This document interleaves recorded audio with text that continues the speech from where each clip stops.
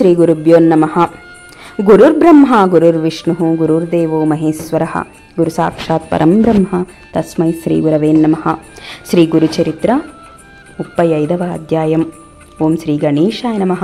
ఓం శ్రీ సరస్వతీ నమః. సిద్ధయోగి అటుపై జరిగిన వృత్తాంతం ఇలా చెప్పారు. సావిత్రి శ్రీ గురుని పాదాలకి మొక్కి, స్వామి, నిరంతరం మీ పాదాలను స్మరించేందుకు సాధనంగా నాకొక మంత్రోపదేశాన్ని అనుగ్రహించండి అని వేడుకొన్నది. శ్రీగురుడు, అమ్మ, స్త్రీలకు భర్తను సేవించడం కంటే మోక్షానికి వేరొక మార్గం లేదు. స్త్రీలకు మంత్రోపదేశం చేయకూడదు. పూర్వం దేవాసుర యుద్ధంలో చనిపోయిన రాక్షసులందరినీ శుక్రాచార్యుడు మృత సంజీవిని మంత్రంతో బ్రతికించి యుద్ధరంగానికి పంపుతూ ఉన్నాడు. ఒకనాడు ఇంద్రుడి వల్ల ఆ సంగతిని విని శివుడు కోపించి నందిని పంపి ధ్యాన నిమగ్నుడై ఉన్న శుక్రాచార్యుణ్ణి తెప్పించి అతనిని మ్రింగి తన కడుపులోనే బంధించాడు. ఒకనాడు శివుడు ఏమారినప్పుడు శుక్రుడు ఆయన మూత్రంతో పాటు బయటికి వచ్చి మరలా యుద్ధంలో చనిపోయిన రాక్షసులను బ్రతికించసాగాడు. ఏ మంత్రమైనా స్త్రీకి ఉపదేశమిస్తే నిర్వీర్యమైపోతుందని, అందులో మృత సంజీవిని మంత్రం 3వ వాడికి ఉపదేశించగానే మృతమైపోతుందన్న విషయం స్మరించి శివుడు బృహస్పతిని పిలిపించి అతనికి ఒక ఉపాయం చెప్పాడు. బృహస్పతి తన కుమారుడైన కచుణ్ణి అందుకు నియమించాడు. కచుడు వెళ్లి శుక్రాచార్యుడికి సాష్టాంగ నమస్కారాన్ని చేసి, అయ్యా, నేనొక విప్రకుమారుణ్ణి, అపారమైన మీ యశస్సు విని విద్యార్థినై మీ వద్దకు వచ్చాను, నన్ను స్వీకరించండి అన్నాడు. శుక్రుడి కుమార్తె దేవ్యాని అతన్ని చూసి మోహించి తన తండ్రికి అందుకు ఒప్పిస్తుంది. కానీ రాక్షసులు కొద్ది కాలానికి కచుడు శత్రుపక్షం వాడని తెలుసుకుంటారు, కానీ శుక్రాచార్యుడికి చెప్పడానికి సాహసించరు. ఒకనాడు కచుడు సమిధులను తేవడానికి అక్కడికి వెళ్ళినప్పుడు రాక్షసులు అతన్ని రహస్యంగా అక్కడే చంపేశారు. దేవ్యాని మొరపెట్టుకోగా శుక్రుడు తన దివ్య దృష్టితో తెలుసుకొని మృత సంజీవిని మంత్రంతో అతన్ని తిరిగి బ్రతికిస్తాడు. రాక్షసులు మరొక్కసారి అతన్ని చంపి దహనం చేసి ఆ బూడిదని నలదిక్కులా విరజిమ్మ చేస్తారు. కానీ శుక్రుడు మరలా అతన్ని బ్రతికిస్తాడు. ఇక రాక్షసులు అతనిని మళ్లీ చంపి భస్మం చేసి నీటిలో కలిపి శుక్రుడి చేతే తాగించారు. ఈసారి దేవ్యాని మొరపెట్టుకున్నప్పుడు శుక్రాచార్యుడు తన యోగ దృష్టితో జరిగిందంతా తెలుసుకుని ఆమెతో అన్నాడు, అమ్మా, ఈ రాక్షసులు అతన్ని నా కడుపులోకి పంపివేశారు. ఇప్పుడు కచుణ్ణి బతికిస్తే నేను చనిపోవాల్సి వస్తుంది అని. అప్పుడు ఆమె తండ్రి, నేనతన్ని వివాహమాడాలని ఎన్నో ఆశల్ని పెంచుకున్నాను, అతడు లేక నేను బతకలేను అన్నది. ఆ రాక్షస గురువు, ఆ మంత్రం నాకొక్కటికే తెలుసు, ఇతరులకు చెప్పకూడదు అన్నారు. ఆమె, తండ్రి, నీ కుమార్తెనైన నాకు ఆ మంత్రాన్ని ఉపదేశించు. కచుడు బ్రతికి బయటికి రాగానే మరలా నిన్ను కూడా బతికిస్తాను అన్నది. అమ్మా, స్త్రీలకు మంత్ర జపం తగదు, వారికి భర్త సేవయే విధించబడింది. స్త్రీకి ఉపదేశించిన మంత్రం శక్తిహీనమవుతుంది అన్నాడు శుక్రుడు. దేవ్యాని అలిగి, అలా అయితే మీరు మీ మంత్రంతో సుఖంగా ఉండండి, కచుణ్ణి విడిచి జీవించేయలేక నేను మరణిస్తాను అని చెప్పి మూర్చబోయింది. ఇక వేరే దారి లేక ఆమెపై వాత్సల్యంతో శుక్రాచార్యుడు ఆమెను మేల్కొలిపి మంత్రాన్ని ఉపదేశించి ఆ తర్వాత ఆ మంత్రంతో కచుణ్ణి బ్రతికించాడు. అప్పుడు కచుడు శుక్రుణ్ణి కడుపు చీల్చుకుని బయటికి రాగానే దేవ్యాని 3 సార్లు ఆ మంత్రాన్ని ఉచ్చరించి తన తండ్రిని బ్రతికిస్తున్నప్పుడు కచుడు కూడా ఆ మంత్రాన్ని విన్నాడు. స్త్రీకి ఉపదేశించడం వలన 3వ వాడిగా కచుడు వినిన కారణంగా ఆ మంత్రం నష్టమైంది. అలా నిర్ధారణ చేసుకుని కచుడు శుక్రాచార్యుడికి నమస్కరించి, అయ్యా, మీ కృప వల్ల విద్యలన్నీ నేర్చుకున్నాను, నా అభిష్టం నెరవేరింది.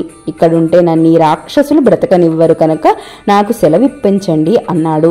అది విని దేవ్యాని ఏడుస్తూ, నా తండ్రి నిన్ను శిష్యునిగా అంగీకరించేలా చేశాను, 3 సార్లు నీకు ప్రాణం ఇప్పించాను కనుక నన్ను వివాహమాడి నా అభీష్టాన్ని నెరవేర్చు అని పట్టుబడుతుంది. కచుడు, నీవు గురుపుత్రివి కనుక నాకు సోదరివి, ప్రాణదానం చేశావు కనుక తల్లివి, నిన్ను వివాహమాడదలచడం మహాపాపం కనుక నన్ను వెళ్ళనివ్వు అని ప్రార్థిస్తాడు.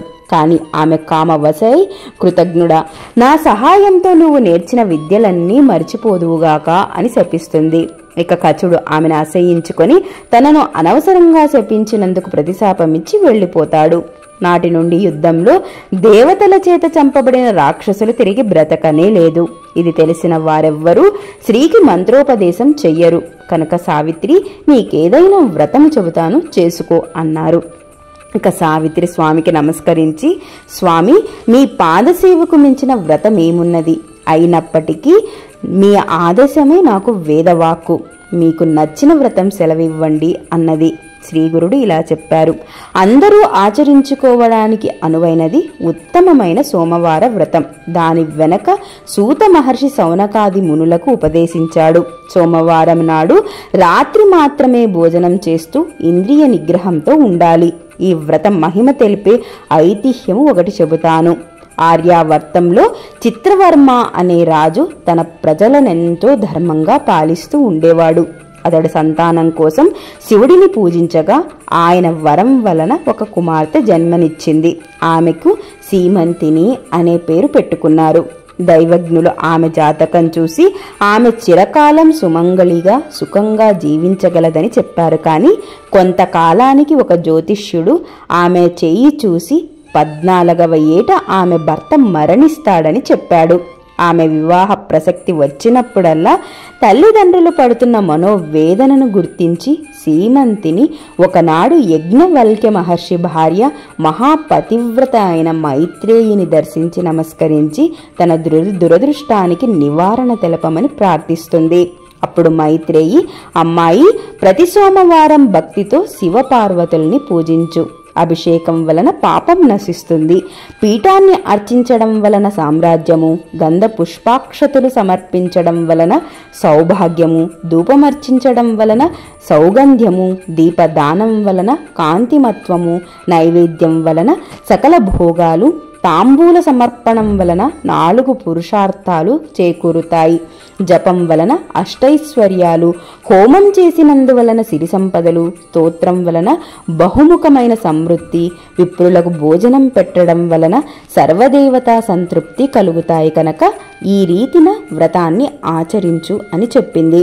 ఇక సీమంతిని ఆమెకు నమస్కరించి ఇంటికి వచ్చి ఎంతో శ్రద్ధతో ఆ వ్రతాన్ని ఆచరిస్తూ ఉండేది.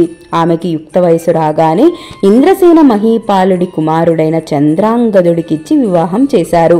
ఆ దంపతులు ఎంతో అన్యోన్యంగా జీవిస్తుండగా ఒకరోజు ఆ రాజకుమారుడు జలక్రీడకని వెళ్లి ప్రమాదవశాత్తున కాళందీ నదిలో మునిగిపోయాడు. ఎందరో ఈతగాళ్లు వెతికినా దొరకనే లేదు. అది తెలిసి 14 సంవత్సరాలు నిండిన సీమంతిని ప్రాణత్యాగానికి సిద్ధమైంది. కానీ రాజు ఆమెను వారించాడు. బంధువులందరూ నది ఒడ్డుకు చేరి దుఃఖించారు. సీమంతిని తాను వ్రతమాచరించినా కూడా తన భర్తను రక్షించనందుకు శివపార్వతులకు మొరపెట్టుకుని సహగమనం చేయడానికి సిద్ధమైంది. అప్పుడు పురోహితులు, శవము కనిపించకుంటే సహగమనం చెయ్యకూడదు. ఇంతకు అతడు మరణించాడో లేదో ఎలా నిశ్చయించగలం, కనుక నీవు వేచి ఉండాలి అని చెప్పారు.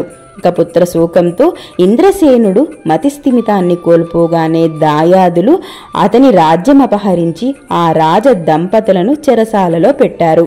చిత్రవర్మ శాస్త్రానుసారం 1 సంవత్సరము వేచి చూసిన తర్వాత తన కుమార్తెకు వైధవ్యం ఇప్పించాలని నిశ్చయించుకుంటాడు. ఇక సీమంతిని మాత్రం అంత దుఃఖంలోనూ తదేక దీక్షతో ఆ వ్రతాన్ని ఆచరిస్తూ ఉన్నది. నీట మునిగి చనిపోయిన చంద్రాంగదుడికి నాగకన్యలు అమృతం పోసి బ్రతికించి పాతాళ లోకంలో మహోజ్వలమైన పట్టణంలో మణులతో వెలిగిపోతున్న పడగలు గల తమ రాజైన తక్షకుని దగ్గరికి తీసుకువెళ్తారు. అతడు చంద్రాంగదుణ్ణి నమస్కరిస్తాడు. తక్షకుడు అతడి వృత్తాంతం మెరిగి సంతోషించి సకల భోగాలు అనుభవిస్తూ తమ లోకంలోనే ఉండిపోమ్మని అతన్ని ఆహ్వానించాడు. చంద్రాంగదుడు వారి ప్రేమకు సంతోషించి తన తల్లిదండ్రులు తన భార్య తన కోసం దుఃఖిస్తుంటారు కనుక తాను వెంటనే వెళ్ళిపోవాలని చెప్పాడు. అప్పుడు తక్షకుడు అతని చేత అమృతం తాగించి అతని భార్య కోసం ఒక పాత్రలో అమృతమిచ్చి అతనిని సత్కరించి తననెప్పుడు స్మరించిన ఆపదలో రక్షించగలనని చెప్పి పంపాడు. తక్షకుడు ప్రసాదించిన దివ్యాశ్వం మీద చంద్రాంగదుడు తిరిగి నది ఒడ్డుకు చేరాడు. అమృతం తాగడం వలన దివ్య వర్చస్సుతో వెలిగిపోతూ దివ్యాశ్వంపై నీటి నుండి పైకి వచ్చిన చంద్రాంగదుని చూచి సీమంతిని ఆశ్చర్యపోయింది. ఆ రోజు సోమవారం. సీమంతిని తన పరిచారకులతో స్నానం చేయడానికి నదికి వచ్చింది. కానీ ఆమె మెడలో ఆభరణాలు, మంగళసూత్రము, నొసటన కుంకుమ కనిపించకపోయేసరికి ఆమె నిశ్చయంగా గుర్తుపట్టలేక చంద్రసేనుడు తక్షకుణ్ణి స్మరించి మారురూపం ధరించి రాజకుమార్తెను విచారించి, నీ వ్రత ప్రభావం వలన 3వ నాటికి నీ భర్త తిరిగి రాగలడు అని ఆమెతో చెప్పి మొదట తన తల్లిదండ్రులను రక్షించడానికి వెళ్ళాడు. వారి రాజ్యం అపహరించిన దాయాదులకు తాను తక్షకుని వరం పొంది వచ్చిన సంగతి తెలుపుతూ రాజ్యం తిరిగి అప్పగించమని, లేకుంటే వారితో యుద్ధంలో శిక్షించగలనని హెచ్చరిస్తూ చంద్రాంగదుడు కబురు చేశాడు. నదిలో పడి మరణించిన చంద్రాంగదుడు తిరిగి వచ్చాడని తెలియగానే ఆ దాయాదులు భయపడి రాజ్యం అతనికి తిరిగి అప్పగించి క్షమాపణ కోరారు. చంద్రాంగదుడు తాను నాగలోక సౌందర్యాన్ని తిలకిస్తూ తిరిగి రావడం ఆలస్యమైనందుకు తన వారు ఎంత దుఃఖించారో, ఎన్ని కష్టాలు అనుభవించారో తెలుసుకొని తల్లిదండ్రులకి క్షమాపణ చెప్పుకున్నాడు. తిరిగి తన కొడుకును రాజ్యాన్ని పొందిన అతని తల్లిదండ్రులు సంతోషించి అదంతా సీమంతిని చేసిన శివారాధనకు ఫలితమేనని గుర్తించి ఆమెను తీసుకువచ్చి ఎంతో వైభవంగా చంద్రాంగదుడికి పట్టాభిషేకం చేశారు. శ్రీగురుడు చెప్పినది విని దత్తుడు నమస్కరించి, స్వామి, పరమ పవిత్రము శ్రేయోదాయకము అయిన మీ పాదసేవ మాకు చాలదా? త్రిమూర్తి స్వరూపులైన మీ పాదస్మరణ మాలో నిరంతరము జరిగేలా మమ్ము దీవించరాదా? వేరొక వ్రతం ఎందుకు అన్నాడు. శ్రీగురుడు, ఇది మా ఆజ్ఞ, ఈ వ్రతం చేస్తే కాని మీ సేవ మాకు అందదు అని అన్నాడు. అప్పుడు ఈ వ్రతం చేసుకోండి అని చెప్పి వారిని ఆశీర్వదించి పంపివేశారు. ఇంతలో తమ పుత్రుడు ఆరోగ్యంతో సుఖంగా గురు సన్నిధిలో ఉన్నాడని తెలుసుకొని గోననాథుడు అతని భార్య వాళ్లను చూడ్డానికి అక్కడికి చేరుకున్నారు. వారు శ్రీ గురుని స్మరించి జరిగిందంతా తెలుసుకొని 1000 మంది బ్రాహ్మణులకు సమారాధన చేసి కొడుకు కోడళ్లను తీసుకుని స్వస్థానం చేరుకున్నారు. సావిత్రి, దత్తాత్రేయులు శ్రీగురుడు చెప్పిన వ్రతాన్ని ఆచరించి కాలాంతరంలో పూర్ణాయువులై కొడుకులని కన్నారు. చనిపోయిన ఒక వ్యక్తికి తిరిగి బ్రతికించి శ్రీగురుడు ఒక విధవరాలికి తిరిగి సౌభాగ్యం ప్రసాదించారన్న వార్త నలుదిక్కులా పాకిపోయింది. శ్రీ దత్తాయ గురవే నమః. శ్రీపాద శ్రీ వల్లభాయ నమః. శ్రీ నృసింహ సరస్వత్యే నమః. ఓం శ్రీ సాయినాథాయ నమః. సర్వం శివార్పణమస్తు. స్వస్తి.